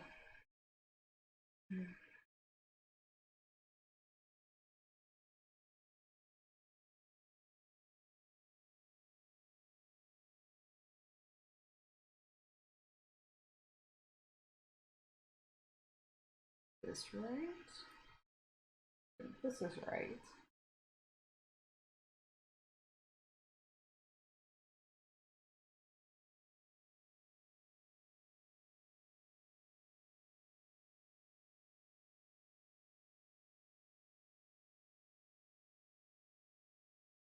Oh, I wish I had written this a little bit more legible. F S U C K E. There we go. Okay, okay, okay.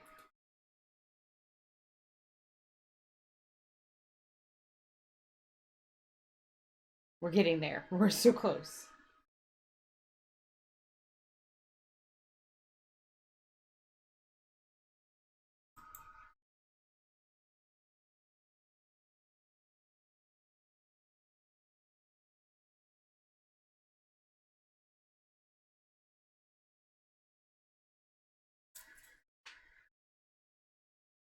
So if I put the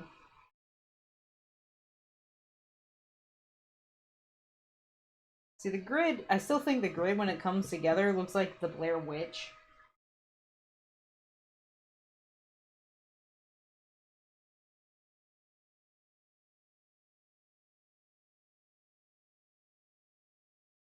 I want to put it actually on this grid. What makes me mad?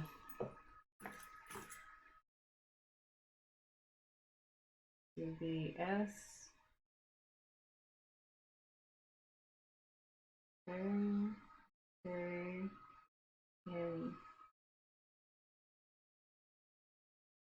Oh no. The tips point to SKKUN. So skunk. Carver wants skunk. That's what he calls his little brother. Oh, gotta move you a little bit. So I'm going to guess that's what he wants. Let me change something real quick, and we will go over to see if that is what he indeed wants.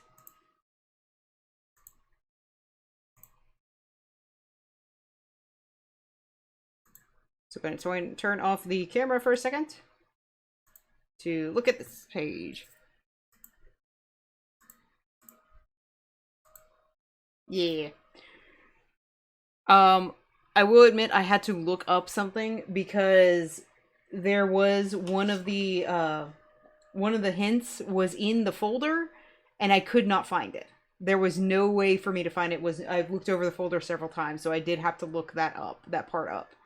I hated that I had to do that, but it's nowhere in the fucking folder like it's supposed to be, and I would not have been able to survive. I wouldn't have been able to solve it without that. So kind of mad about that. A little upset. Alright, let's put in the password now. Branches 12. Also see if there's anything new. Yeah, it does feel bad. I'm actually really kind of upset. Alright, so Sarah Shoulder has started a petition to keep everyone out of the forest. Let's see how far.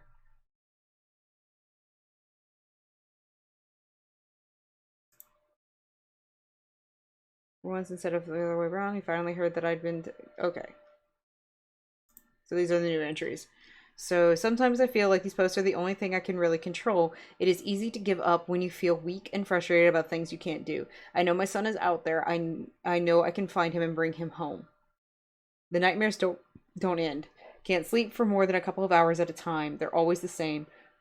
Always about Liam in the forest. I see his silhouette through the trees and I feel loneliness I know is as much as it is mine.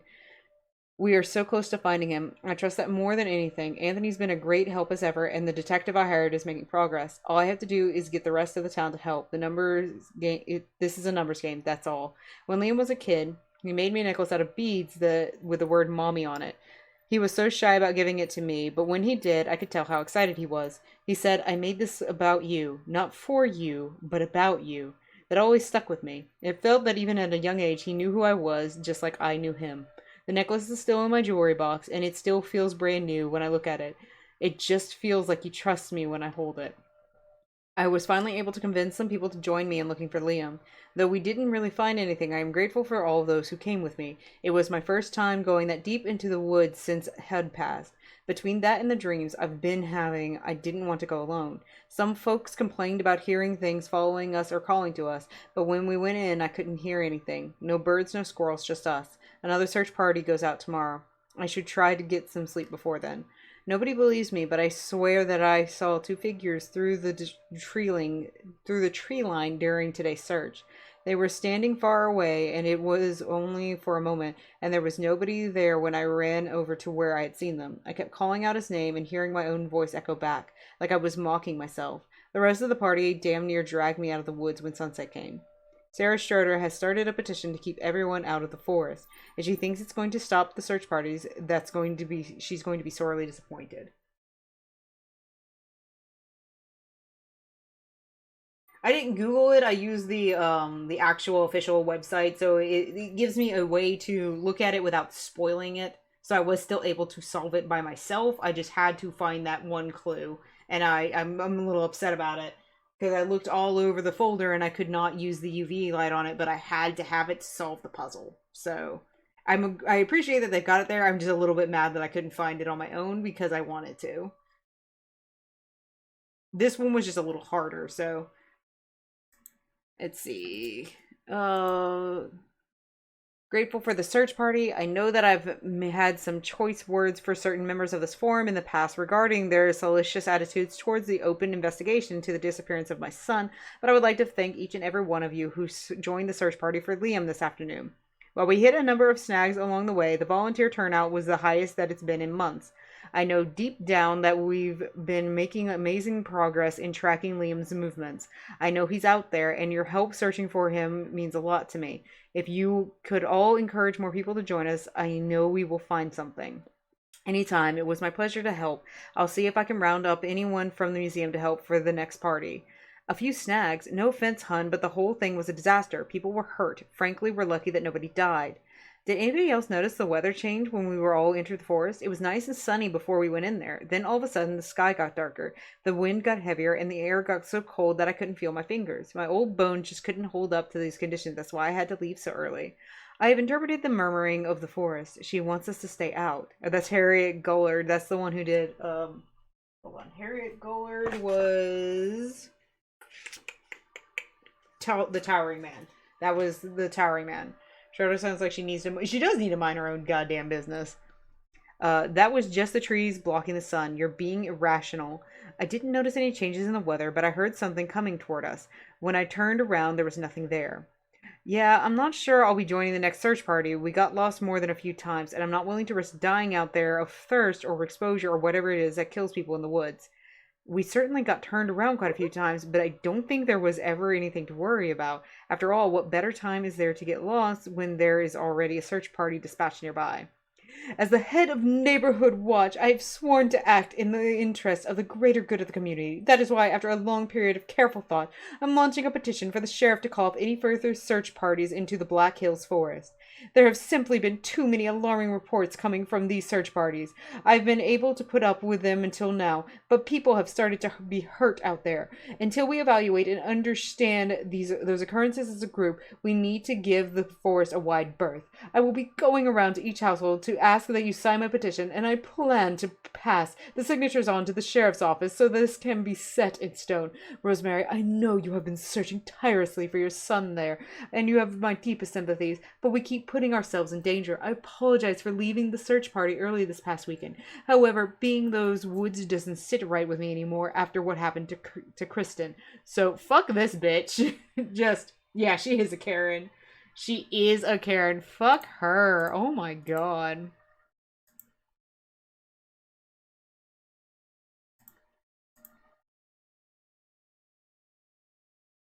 Oh, okay, this is where they found all the stuff. Okay. I'm glad they actually took a picture of this. Kind of neat. Okay. Tip line.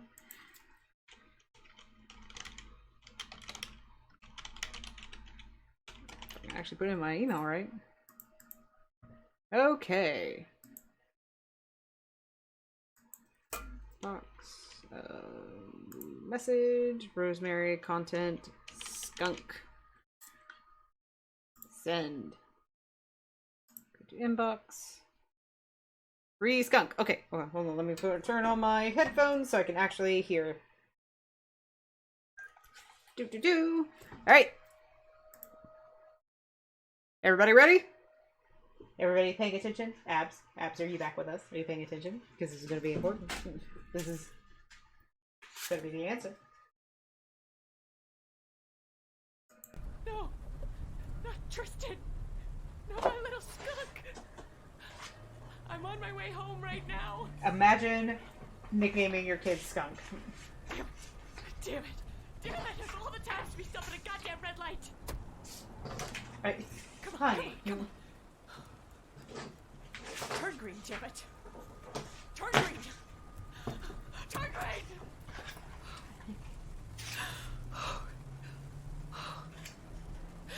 Ma'am, the 3 seconds are not going to help you. He's not going to get what he wants. Not again.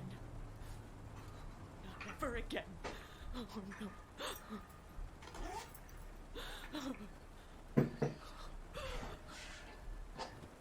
I called Lanning's office. He should be on his way.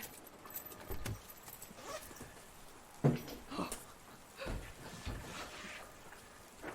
going to rip Carver's head off. I'm going to scatter his body all through the woods. That does sound like a mother thing. Tristan? Honey? Please answer me right now. Tristan? There's Tank. Tristan?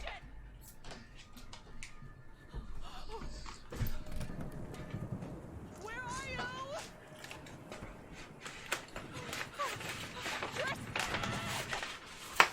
Oh no.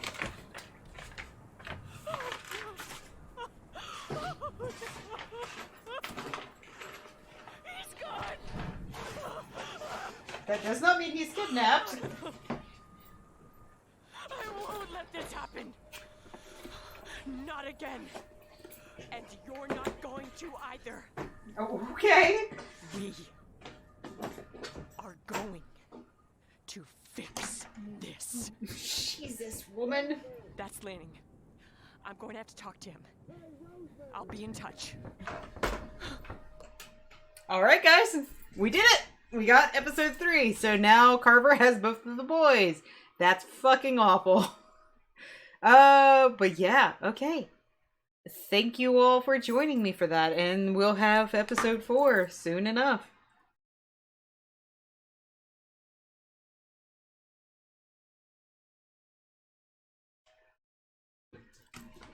I have a little bit more I would normally be saying about channel stuff, because I actually do have some stuff I want to talk to you guys about, but I have to get off and go get my spouse. So it is going to be one of those endings. I kind of thought it might be because it's, you know, Blair Witch, but oh well. Anyway, but we will talk more later, guys. I am hoping to stream on Monday. I may actually stream Blair Witch because I really want to. I just want to go ahead and play it, but we'll see. So I will go feast and go get my spouse. Thank you guys so much for joining me. I hope you enjoyed, and I will see you all again soon. Take care. Bye.